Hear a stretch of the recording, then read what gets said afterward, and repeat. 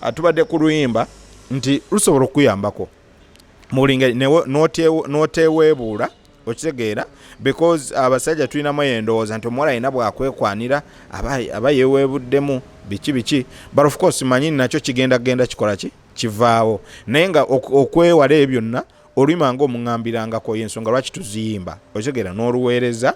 omuntu n'ategeera point gy'oliko bw'aba naye oba oliawo yakusiima dda ayinza okuba naye yali yakusiima dda naye ng'ate atidde okukugamba naffe abasajja nga bwe ŋŋambye abatya okwatula mwetuli okitegeera tekitegeeza nti tetwatulira ddala wabula oluusi tutwala obudde nange ntya so production yono yonna wa Brian Jeje Brian Jeje main producer wange naye mulimu ne ba producers abalala mulimu ba producers abalala wokutte wa Brian Magic Brian Magic Brian Jeje ne Brian Magic baawukana abantu babaawule Brian Jeje ye wa Jeje Vibe Records then ali Kisaasi then Brian Magic ye wa Q Vibes Records Makerere Kavule then Ekyennyanja producer Croch then wali wansi Irungujjao producer Croch nkutumiddeko naye ngaabula bannaye my producer fono producer abayonge ngoma azisabatula kizibu okumusinga era bw'omusinga simanyi oba goba wenkana ki then tulina musibalaata lwa producer Samad's Pro wano kusala road yes wa match ndi muno then ne ba producers bangi benkyakola nabo luno lwa Sharon Kaka Retwaimane Sharon Kaka sibalaata yes lwaki gwe walondayo mu bonna Sharon Kaka anti yakutuukirira Sharon Kaka the idea was mine era n'oluyima nze naluwandiika naye omuntu nze mulondo okusinziira enkolagana gye tulina okusinziira enkolagana gye tulina we are very good friends namu idea ne mugamba waliwo oluyimba luno lwe nakoze but I think we tulutulamu ffenna kijja kukola kijja tukolera era tugenda dushootinga video anytime tuluteekeyo but so far so good mu audio abo tuluyimba olabira ddala nga public erwagala mbuliraako zizze zigoberagana zitya okuva mu 2019 watandika ogambye mu gwa mukaaga owa recordingira ndi wa mukisa zizze zigoberagana zitya paka kati twatandika nendi wa mukisa lwennyini ne luggulawo ekkubo then bwe twava ku ndi wa mukisa ne tudda ku omuŋŋambirangako oba abantu bayita muwala wa minisita abantu bo baluyita muwala wa minisita then bwe twava ku omuŋŋambirangako ne tugenda kutokaaba bwe tuva kutokaaba ne tudda ku sibalaata lwe twakola ne Sharon Kaka then bwe tuva ku sibalaata twazzaako wookutte then n'olupya kati oluliko lwe bayita tukooye ekyennyanja so zirwe ezina video muzona zemmenye sibalaata yeka yatanaba na video ndi wa mukisa alina video era osobola okugenda ku YouTube yange n'ogiraba oba osobola okutypinga mu ndi wa mukisa bigabo bibiri ndi wa mukisa then ne wabeerawo omuŋŋambirangako alina video tokaaba alina video wokutta alina video ne tukola ekyennya director ki gwokozesa aba directors banjawulo naye nga benakakolako nabo tulinamu director legend owa Wokutte legend films yakola Wokutte anembeera ne Wizv yakola tokaaba nakola ne tukola ekyennyanja olupya then ne tubeera ne omuŋŋambirangako erinnya lya gayi ndyerabiddemu manyi yafulumamu eggwanga but yes ali China eyo naye gyakwasaganyiriza emirimu gye naye ng'ate yakola bulungi omulimu omulungi then ndi wa mukisa ye Uzair yagikola so emyaka gyetoolodde endongo ogifunyemu biki endongo byenjifunyemu bingi kuba amazima gali nti obulamu bukyuseemu we natandikira si bwendi obulamu bukyuseemu emikwano network omanyi endongo erina engeri gyegaba endongo esooka kugabira linnya era omuyimbi aba atandika bannaye temusuubira nnyo okuba na ssente omuyimbi akyali kulimba lumu 2 3 tomusubira nnyo kuba nasi bali abaziina Hillary ate ne bumba muziina tetumanyi oluusi kuba nti mutuwaako nedda anti kakati munange olaba okuleka nga omuyimbi tali serious okitegeera kati nze kankubulire sente zenfuna mu ndongo right now nkyazizaamu zonna okitegeera si zonna of course nsula nebaka ndya ntambula mbeerawo percentage esinga obungi eddamu okitegeera because wotasooka kuzzaamu oli mu kwekuba kigo wennyini okitegeera nti ebiseera bigenda otutuuka kati waliwo ekiseera kigenda otutuuka abantu bamanje nti HILLAT BETA twagala concert kati abantu bwe batandika okukola demand zibwe zityo kitegeeza otuuse olwo okitegeera olwo oba otuuse kakati naye nga okutuuka awo olina okusooka newerekereza nnyo okitegeera naye nga ekibuuzo kyombuziza nti nfunye emikwano egy'omugaso network y'emikwano gyange gisinga ekyuse okitegeera nti okusinga kati mikwano gyange mwe bannamawulire bannanyini ma TV bannanyini ma radio okitegeera bayimbi bannange ba promoters bani okitegeera abantu abanyumirwa miziku wange okitegeera omuntu abeera anyumirwa oluyimba kati ng'oluyimba lwange olwatukoye ekyennyanja omusajja yaruulira omulundi ogwo gumu ku radio n'anoonya ennamba yange nga simumanyi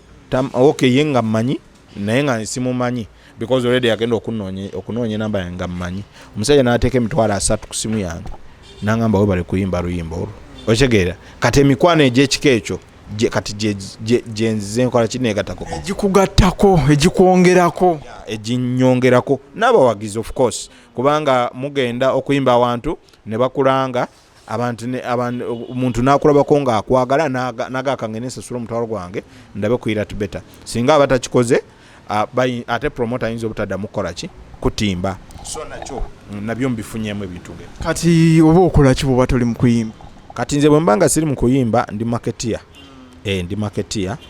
sikola marketing eno y'abatiyanshi sima byakoze bitya ebyempulira abantu bagamba abababba simanya super life biki hapana noononya ba client ku Facebook mikwano gyo waneeyo eyo gyoyitira mu katale nze nkola marketing mu ngeri nti ntunulira business y'omuntu bwe ntunulira business y'omuntu nendaba obunafu bwe buliwa naddala mu business eyo obunafu buliwa naddala mu ba client abafuna bulungi bwe bityo baba tabafuna bulungi ntema empendo okulaba nga akola ki afuna ba clients yengeri gye nkola marketing sesiba ku kintu kimu nti marketinga kino oba kiri apaana nze nsobola okukwata business ozuwa amagezi mu ngeri esobola okulakulanamu basically sikuwa magezi wabula nze nzija nenkugamba business yo mbadde nsaba tukwatagane mu ngeri bweti ne bweti okitegeera bwe tukola nze nfuna bwenti naawe ofuna bwoti okitegeera bw'okitegeera nga tukola ki nga tukola okola as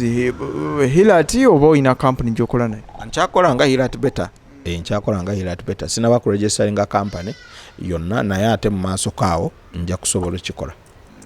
kubanga njagala kukigaziya kirooto naye kyenjagala okugaziya so kati kusoomozebwa kikwosanze ng'ogyeko kati ebitambula ku Facebook nawa yonna okusoomozebwa kwensanze naddala kulimba lwange olupya wekuli ogaye ng'ogyeko ebitambula ku Facebook byengenda okusooka okuyisaawo kubanga kwe kusoomozebwa okukulu kwe nnina saawa zino kubanga waliwo omuntu ankubira essimu nga ntiisatiisa era nakiwanika ku Facebook mwabiraba nga ntiisatiisa olw'oluyimba lwe nayimbye olwatukoye ekyennyanja naye mwami okitegeera ekisinga okunyiiza kiri kimu nti akuba essimu ng'agikwese okitegeera eri private number okitegeera bakikola batya ekintu ekyo nange empulira njalambeeko gwe nkubira nga nkwesa ennamba omutiisetiisa ate naawe naye si kirungi bambi kubanga munaye lwe yasooka okunkubira omutima gwantyemuka si kirungi naye nange kenyini simanyi bwe bakikola ng'eriko unknown number calling okitegeera kitegeeza nti enamba agikwese sad enough simanyi bwe bakikola okitegeera naye nga antiisatiisa aŋŋamba oluyimba lwe nayimbye mbaagazaaki ninkubuuza gwani naŋŋamba gwomanyi nkugambye oluyimba olwo luveeko mu miramwa gyonna wabuliddwa kyoyimba ninga mukama wange nkukoze eki okitegeera nembuuza luyimba kirooyogerako nangamba olwo bayita simaatukoyo ekyennyanja okitegeera nembuuza mutukoyo ekyennyanja nakuvuma okitegeera nakutyoboola nakola ntya okitegeera nangamba nkugamba oluyimba lujjeyo kati nze oluyimba ndujjeyo ngende library gwanga lyonna nga njigaba naye mumpa oluyimba olwo ngende ku buli tv mu ggwanga lyonna nga mbagamba mumpa oluyimba olwo ngende ku radio mu ggwanga lyonna nga mbagamba mumpa oluyimba olwo okitegeera yenga nakoze musango kigo oluyimba bwoluwulira navumyani okitegeera navumyani nakoze eki okitegeera so ndowooza naye nze nakirowooza neŋŋamba oba oli awo ndowooza waliwo oba oli awo nga mubannabyabufuzi nga yalufuna bubi nga message yagifuna bubi ng'oba oli awo oba nga lwamukoona ng'alina byakola oluyimba kyerukoona okitegeera nalabanga oba oluyimba olumulabisa nga bwomanyi nti guluma yagukola ki guluma yaguzza kusinzira oluyimba bye lwogerako okitegeera tukooye ekyennyanja tusaba mutuyigiriza okuvuba tukooye ekyennyanja tusaba mutuyigiriza okuvuba mutukookonyeza mwebale naye mutuyigiriza okuvuba ffenna eyasoma n'ataasoma mutuyigiriza okuvuba tuli mu mbeera y'obulamu ng'abayaga be bangi tuli mu biseera nga kamera ze zisingayo okulaba lwaki omukono gwa ddyo legugabye ogwa kkono gutegeera kindeese okulowooza muli nti wandibanga onkiina nange ntwalayo nevubire enkyannemu okutawanya bwe kiba ekisawo nga wojjaawo mbuza n'enkyono mpa obuleebe si bubi kale teri abwagala tukooye ekyennyanja tusaba mutuyigiriza okuvuba tukooye ekyennyanja tusaba mutuyigiriza okuvuba mutukookonyeza mwebale naye mutuyigiriza okuvuba ffenna eyasoma n'ataasoma mutuyigiriza okuvuba nga siwuliramu nsonga yonna eyinza okugaa nti oba kiki oba paati eyokusatu oba yebakoona simanyi paati esooka kuba nyimbe paati yakubiri ne chorus paati esooka egamba enseene ejjudde abantu abagagga n'abaleebesi teri ayagala kuleebeeta naye ng'obwava n'okola ki obuleebesi bubi naye waliwo ekikusukkako gye wali okola bakugoba enaawakaba n'abalwadde landiroodi azaagalako n'ezakawunga zakubuze okusabiriza teri akwagala naye embeera ekusindikayo eyasoma n'ataasoma okusabiriza gufuuse omulimu tukooye ekyennyanja tusaba mutuyigiriza okuvuba then paati eyokusatu negamba okunoonya omulimu kati nagwo mulimu mutuyigiriza okuvuba oba batulimba bye twasoma tebiriyo n'okugenda mu buddu gubanga mukisa ate ku ssomero baatugamba bibi kati omwavu nga nze tasobola kulima ettaka kwe yali alimira baalitwala ogula ebijimusa nebitta ebirime n'odduka mu bulimi n'oyiga obuvubi n'embuvubi waliyo enaku oyita mu masasi okufuna empuuta gwe nnuuni etwaza obulamu ne weebuuza omunaku akole ki tukooye ekyennyanja ono akyakubira amasimu na buli kati ng'akutiisatiisa akasemba okunkubira ennaku ziringa nnyo emabega era bwe nalabye kitutte mu maaso kuba yasooka kikola wiikisi nga 2 emabega nesooka nkitwalanga ekyolwali naye bwe nalabye ng'akizzeemu about 4 days back neŋŋamba nyinza okukibalaatiramu nate nekifuuka ensonga ey'amaanyi. Why don't you just ignore his calls notamukwata kubanga twandiga nti you block the number naye osobola obutamukwata kakati olaba fiiki ekizibu tosobola kyewala bw'okyewala oba tokoze solution yakyo nti omuntu bwakubira mukwata owulire kyakola ki kyayogera omanyi nti ne buno obuzibu bukoze eki buzze bweba butandise kiba kisigadde kunoonya magezi butya bw'obukola ki bw'obujjawo oba bw'obuvuunuka so bwe nalabye kiyitiridde ne ŋŋamba kwe kukubirako kasimu n'abamawulire abalala neŋŋamba kankikole ki kankyogereko ensi ekole ki ekimanye such that in case of any problem abantu bamanya eyinza okuba nga ekola ki evaawa okitegeera so y'ensonga eyo.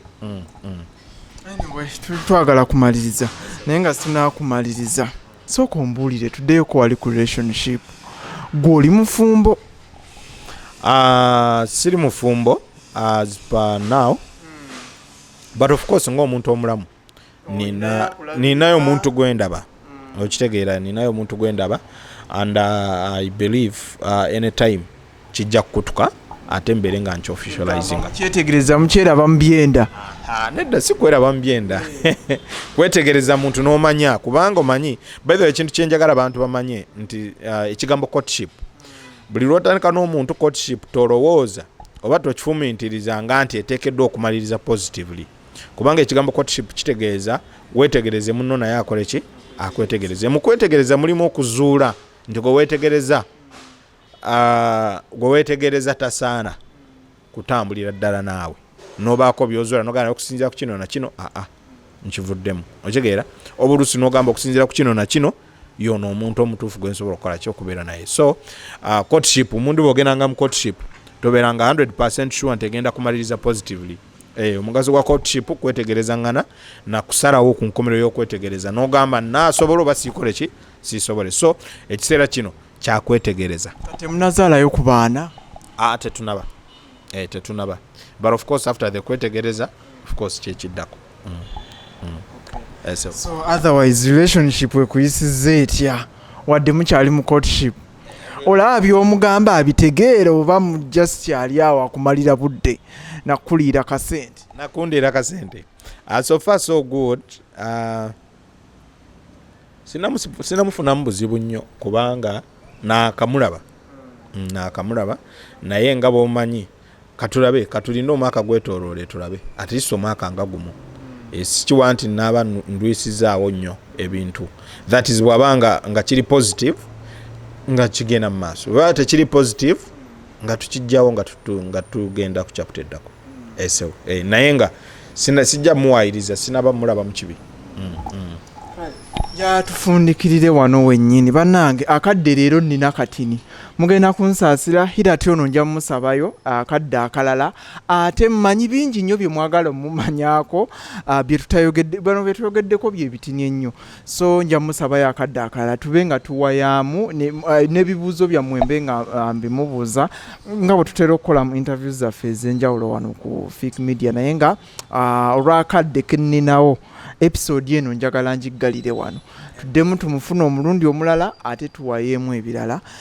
bye tutayogedde mu episode eno. Mpozi nja kusaba abantu bampagire mwongere okumpagira bannange bw'olaba oluyimba lwa HILLAT BETA awantu wonna lwongereyo wala mu groups za WhatsApp mu inbox za mikwano gyo Facebook bwenteekayo post gisharingeko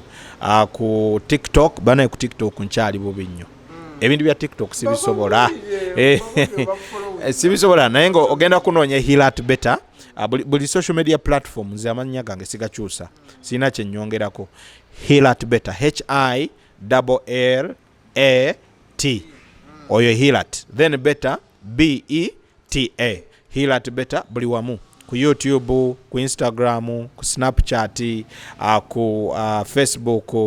ku TikTok then genda ku Tidal genda ku Spotify music gyali zonna social media platforms bubi ku TikTok toyina content gwakuteekayo birimu okwemoola kungi ebintu bya TikTok okwemoola kungi okwemoola kungi abemoola be ba following abe ba likinga sibisobola naye nkyanoonyereza nange ensonga jensi nedda sikwemoola zisaki naye omulamwa gwe nsobola nange okukola ki okubaako kyenkolako oba kwegamba omulamwa gwe basobola okumanyako nti abo bweyagala ekintu ekikwatagana bwe kiti ne bwe kiti genda ku akaunti ya HILLAT BETA kinkyakirowoozaako but very soon nkimanyi nja kifuna ate tubere nga tugenda nga bagendeyo banfollowing ku TikTok HILLAT BETA gyendi n'oluyimba yatukola ekyennyanja gye luli banaye mugende mulukole mu challenge ezi nzeetaaga ku YouTube mugende mu subscribing buli kimu mutuwagire n'abanjagala oba mu show oba mikolo ogenda kukuba ku namba eno tetuseera twogera n'abantu ate tublasting abantu ogenda kuba ku 0705 29 12 67 ne ku WhatsApp kweri 0705 29 12 67 abamanyi fiiki basobola okutuukirira ate n'obeera ng'ontuusa gye bali oba ne bafuna obuweereza bwange na buli kimu nekitambula. Otherwise mbaagala nnyo mwebale kubeera ku Fic Media, mwebale kutuwa budde, mwebale tuwuliriza. Nkiwa nti byenjogedde obyagadde naye nsaba muyimirire nange mu buli kimu bwe mbanviiriddeyo neyanze Fic Media mwebale kumpa mukisa guno. Webanga ne byoyogedde biina gwe bikosezza eyo atusaasire. Tetusobola kwogera birungi byeri weewaawo tusobola okubanga tulina gwe tunyiiza omutima naye bambi tusaba otusonyiwe tetukigenderedde naye nga ate kituufu naye nga nkiwa nti buli kyetwogedde mu mazima naye nga obanya amazima tegawoomera buli kutu abantu abo tebaagala kuwulira mazima baagala kuwulira bye baagala kuwulira naye ebyamazima bino bye bateekeddwa okuwulira tebabyagala naye ng'ate oluusi abantu balina okukkiriza ne bawulira ku bye bateekeddwa okuwulira ng'oggyeko bo bye baagala okuwulira ensi nesobola okutambula bulungi. Wow. Okay, so we shall bring him back as I've said. Allow me end this episode here. Of course njala okutumirako mwenna abatera okubaako nina abalabi bange ab'olulango promoter Joseph Ogambo kya Senkaali kansubire oli bulungi n'abalala mwenna bana nja kubanga buli episode nja kuyisangawo omuntu omwomu kubanga akadde mba nakatini kale tusisinkane mu episode eddako mbeere bulungi mweraba.